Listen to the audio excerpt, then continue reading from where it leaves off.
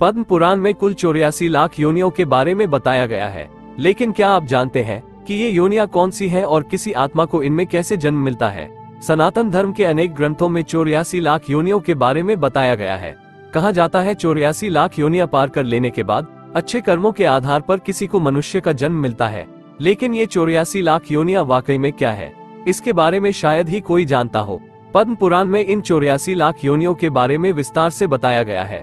आइए इस बारे में जानते हैं। पद्म पुराण के मुताबिक 84 लाख योनियों का अर्थ सृष्टि में पाए जाने वाले विभिन्न प्रकार के जीव जंतु हैं। इन जीवों को 2 हिस्सों योजन और आयोजित के रूप में बांटा गया है। साथ ही प्राणियों को 3 भागों में थलचर, नभचर और जलचर के रूप में अलग से भी वर्गीकरण किया गया है। पुराण में बताया गया है कि पानी के जीव यानी जलचर 9 लाख, पेड़ पौधे 20 लाख, कीड़े मकोड़े 11 लाख, पक्षी 10 लाख, पशु 30 लाख और देवता दैत्य मानव की 4 लाख योनियां हैं। ये सब मिलाकर कुल 84 लाख योनियां बनती हैं। यानी कि जन्म के बाद किसी भी जीव को बारी बारी से एक खास योनि में जन्म लेकर चक्र पूरा करना पड़ता है। उस जन्म के निर्धारित चक्र पूरे होने के बाद उसे दूसरी योनि में भेज दिया जाता है।